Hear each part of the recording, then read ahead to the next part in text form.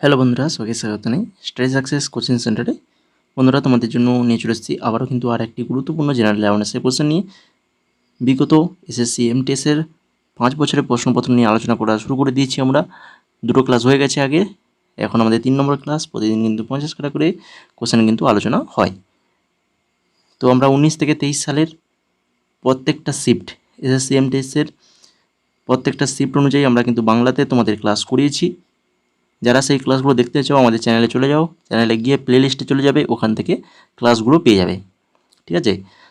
আর class শুরুর হওয়ার আগে তোমাদের একটা কথা বলে দিই, যারা তোমরা নতুন রয়েছো, এবারে প্রথম এমটিএস পরীক্ষা দেবে, তাদের জন্য বলছি। বাকি যারা দিয়েছো আগে তোমরা জানো, এই এমটিএসের তোমাদের টোটাল 4টা সাবজেক্টে পরীক্ষা হয়। কি কি? এক হচ্ছে তোমাদের জেনারেল নলেজ, তারপরে থাকে তোমাদের ইংলিশ, ম্যাথ আর রিজনিং। তো এখানে ম্যাথ আর রিজনিং এই যে দুটো সাবজেক্ট রয়েছে, তো এ দুটো কিন্তু তোমাদের শুধুমাত্র কোয়ালিফাইং মার্কস হলেই হবে। ঠিক আছে? তোমাদের এ দুটোতে কোয়ালিফাই করলে তবে কি গিয়ে তোমাদের ইংলিশ আর হচ্ছে জেনারেল নলেজের দুটো যে পেপার হয় সে দুটো পেপার চেক করা হবে। তো তার জন্য এটাকে কোয়ালিফাই করতে হবে। তো এটা শুধুমাত্র কোয়ালিফাই করলেই হবে। তাহলে মেন যে ফ্যাক্ট, মানে তোমাদের মেন যেটা দরকার, এক হচ্ছে ইংলিশ আর এক হচ্ছে জিকে। এই দুটো সাবজেক্ট তোমাদের কিন্তু ভালো করে পড়তে হবে। এই দুটোর ওপরেই তোমাদের কিন্তু কাট অফটা তৈরি হবে।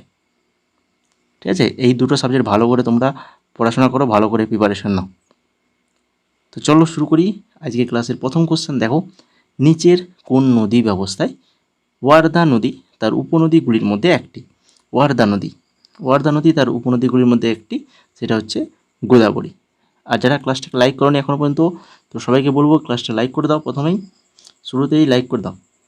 এখান থেকে দেখে নাও, ওয়ার্ধা এবং পূর্ণিমা নদী এটা হচ্ছে গোদাবরী নদীর উপনদী। আর ওয়ার্ধা নদী যেটা হচ্ছে মধ্যপ্রদেশের বেতুল জেলার গোদাবরী ভারতের দ্বিতীয় বৃহত্তম নদী। তাহলে ওয়ার্ধা নদী এটা হচ্ছে মধ্যপ্রদেশের বেতুল জেলার, গোদাবরী ভারতের দ্বিতীয় বৃহত্তম নদী। এটাও মনে রাখবে। তাহলে ওয়ার্ধা আর পূর্ণা এই দুটো নদী কিন্তু গোদাবরী নদীর উপনদী। এরপরে চলে যাও 2 নম্বর, নিচের নেতাদের মধ্যে কে কাকোরি ট্রেন ডাকাতি মামলায় আসামি ছিলেন না?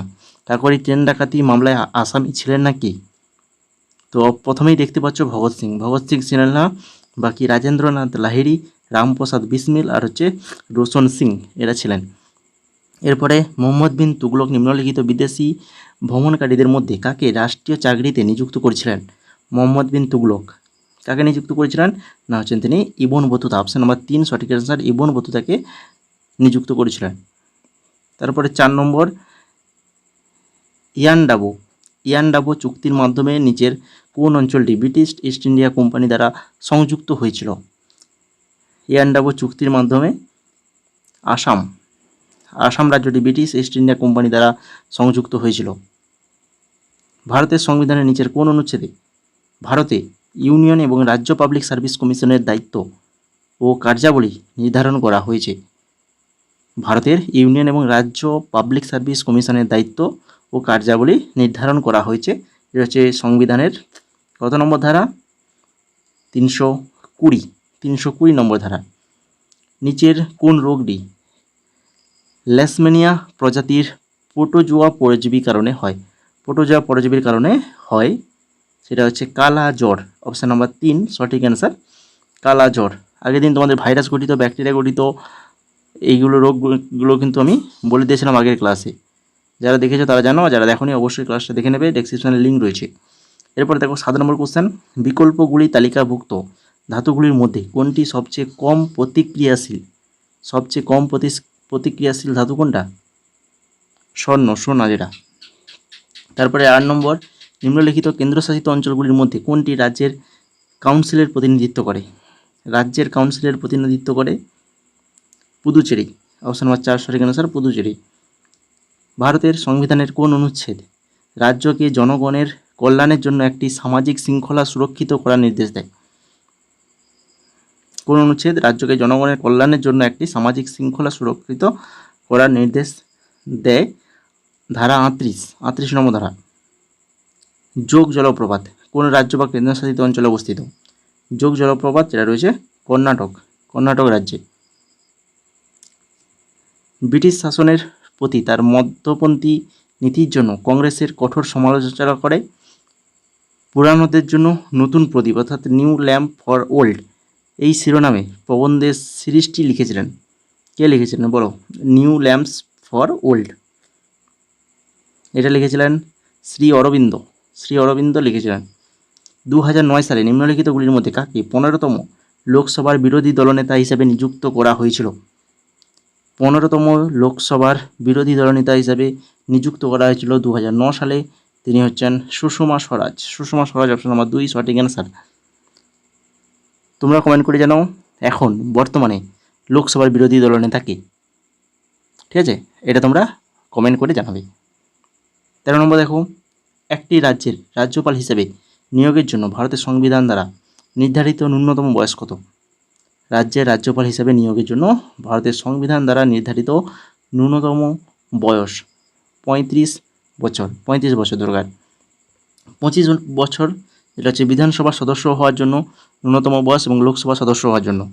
30 বছর যেটা আইন পরিষদের সদস্য হওয়ার জন্য ন্যূনতম বয়স এবং রাজ্যসভার সদস্য হওয়ার ন্যূনতম বয়স।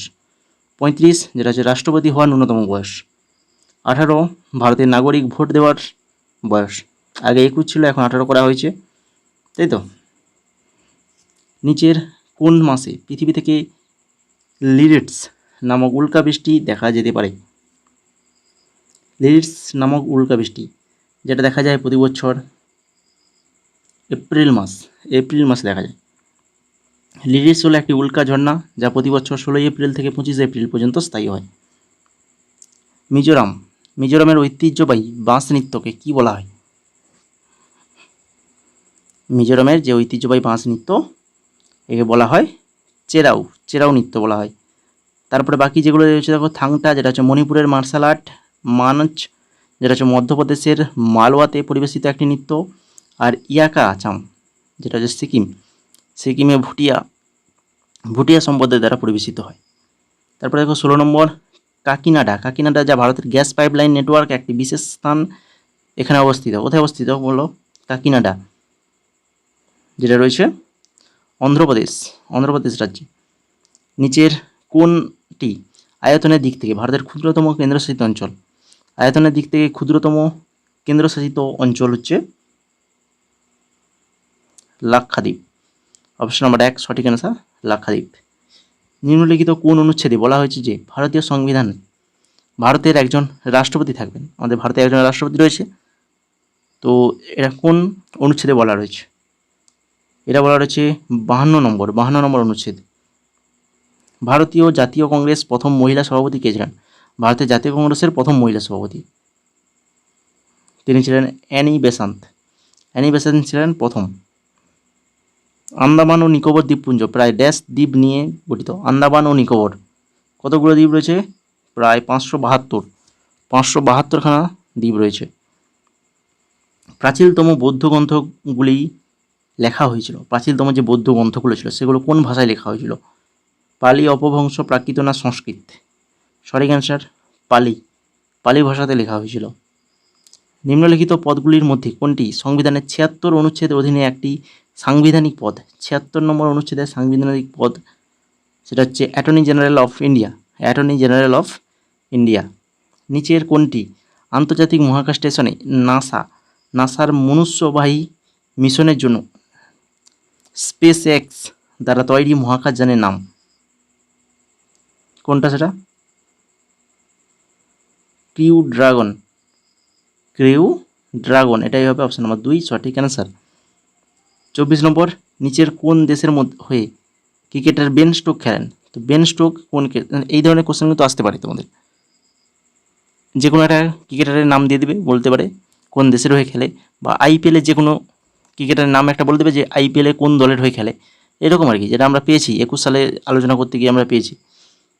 তো এটা হচ্ছে ইংল্যান্ড হয়ে যাবে সঠিক অ্যান্সার। নিচের কোনটি ঋণ গ্রহীতাদের জামানতের অভাবের সমস্যা কাটিয়ে উঠতে সাহায্য করে? ঋণ গ্রহীতাদের জামানত অভাবের সমস্যা এটা কাটিয়ে উঠতে সাহায্য করে নিচের কোনটি? স্বনির্ভর গোষ্ঠী, যে স্বনির্ভর গোষ্ঠীগুলো রয়েছে সেগুলো, ঠিক আছে। এরপরে দেখো 26 নম্বর সিকিম। সিকিমের নিচের কোন সম্প্রদায়টি ঐতিহ্যগতভাবে ছো ফ্যাট নামে পরিচিত লোকনৃত্য সাথে যুক্ত? তো সিকিমে হয়ে থাকে তো ছো ফ্যাট, যেটা কোন সম্প্রদায়? লেপচা সম্প্রদায় দ্বারা। নিচের কোন রাজ্যে শ্রীভিলপুথুর এলিফ্যান্ট রিজার্ভ অবস্থিত? শ্রীভিলপুথুর এলিফ্যান্ট রিজার্ভ রয়েছে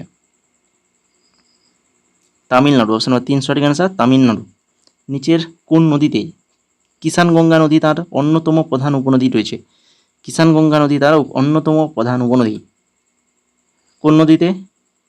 ঝেলাম নদীতে। নিচের কোন রাজ্যে রেণুকা জলাভূমি নামে রামসার ওয়েটল্যান্ড সাইট অবস্থিত? রেণুকা জলাভূমি নামে রামসার ওয়েটল্যান্ড সাইট অবস্থিত, সেটা হচ্ছে হিমাচল প্রদেশ। হিমাচল প্রদেশ হারিয়ে গেছে, করে দাও হিমাচল প্রদেশ। অপশন নম্বর 4 সঠিক অ্যান্সার। আর যারা এখনও পর্যন্ত ক্লাসটাকে লাইক করোনি, প্রথমেই বলে দিয়েছি লাইক করে দেওয়া আগে সবাই ক্লাসটাকে অবশ্যই লাইক এবং শেয়ার করবে, ঠিক আছে? বন্ধুদের মাঝে শেয়ার করে দাও এবং সঙ্গে সঙ্গে ক্লাসটাকে লাইক করে দাও। নিচের কোন রাজ্যে গোদাবরী অববাহিকার সবচেয়ে বড় জলাভূমি রয়েছে? গোদাবরী অববাহিকার সবচেয়ে বড় জলাভূমি, সেটা কোথায় রয়েছে? মহারাষ্ট্রে রয়েছে। নিচের মধ্যে কে পুষ্টি মার্ক নামে ভক্তি সম্প্রদায়ের প্রতিষ্ঠাতা ছিলেন? ভক্তি সম্প্রদায়ের প্রতিষ্ঠাতা পুষ্টি মার্ক, তিনি হচ্ছেন বল্লভাচার্য। 32 নম্বর দেখো, নিচের কোনটি মহারাষ্ট্রের রাজ্য গাছ? আমাদের মহারাষ্ট্রের রাজ্য গাছ কোনটি? আম হচ্ছে মহারাষ্ট্রের রাজ্য গাছ। তোমরা কমেন্ট করে জানাও আমাদের পশ্চিমবঙ্গের রাজ্য গাছ কোনটি? পশ্চিমবঙ্গের রাজ্য গাছ কমেন্ট করে জানাবে। ক্যালাভেরাইট নামক খনিজটি একটি টেলুরাইট খনিজ যার মধ্যে রয়েছে। ক্যালাভেরাইট নামক একটা খনিজ যা একটি টেলুরাইট খনিজ যার মধ্যে রয়েছে। কার মধ্যে রয়েছে? সেটা সোনার মধ্যে রয়েছে, টেলাভেরাইট নামক যে খনিজ মৌল। তারপরে দেখো ডলোমাইট একটি আকরিক কিসের? ডলোমাইট ম্যাগনেসিয়ামের আকরিক। নিম্নলিখিতগুলির মধ্যে কাকে তার এসে অন পপুলেশন শিরোনামের জন্য বৃদ্ধির তত্ত্ব দেওয়ার জন্য কৃতিত্ব দেওয়া হয়েছিল? এসে অন পপুলেশন, বলো। তিনি হচ্ছেন টমাস রবার্ট ম্যালথাস। এরপরে 36, দিল্লির নিচের কোন সুলতানের রাজত্বকালে বলবন প্রকৃত ক্ষমতা ভোগ করেছিল? নাসিরউদ্দিন মাহমুদ শাহর রাজত্বকালে। 1990 সালে দীনেশ গোস্বামী কমিটি এই বিষয় নিয়ে সুপারিশ করার জন্য গঠিত হয়েছিল। দীনেশ গোস্বামী কমিটি 1990 কিসের জন্য গঠিত হয়েছিল? নির্বাচনী সংস্কারের জন্য। নিচের কোনটি রাজস্থানের রাষ্ট্রীয় পাখি কোনটি? সোনচিড়িয়া বা যেটাকে বলা হয় গ্রেট ইন্ডিয়ান বাস্টার্ড রাজস্থানের রাষ্ট্রীয় পাখি। কোন দেশ প্রথম কৃত্রিম উপগ্রহ স্পুটনিক 1 উৎক্ষেপণ করে? প্রথম কৃত্রিম উপগ্রহ স্পুটনিক 1 উৎক্ষেপণ করেছিল কে? ইউএসএসআর, অর্থাৎ ইউনিয়ন অফ সোভিয়েত সোশ্যালিস্ট রিপাবলিকস। তারপরে 40 নম্বর, উদ্ভিদের কোন অংশ কার্বন ডাই অক্সাইড গ্রহণের অনুমতি দেয় এবং বাষ্পীভূত কারণে জলে ক্ষতি সীমিত করে? আগের দিনই আলোচনা করেছিলাম, কার্বন ডাই অক্সাইড বা অক্সিজেন যে আদান প্রদান করে থাকে উদ্ভিদ, কিসের মাধ্যমে করে থাকে? উদ্ভিদের পাতা যে ছোট ছোট ছিদ্র রয়েছে সেটা হচ্ছে স্টোমাটার মাধ্যমে, তাই তো? আগের দিনই আলোচনা করেছিলাম। এরপরে দেখো, রংঘর এশিয়ার প্রাচীনতম অ্যাম্ফি থিয়েটারগুলির মধ্যে একটি। ড্যাশ রাজবংশের দ্বারা নির্মিত হয়েছিল? রংঘর এটা নির্মিত হয়েছিল কার দ্বারা? আহোম রাজবংশের দ্বারা।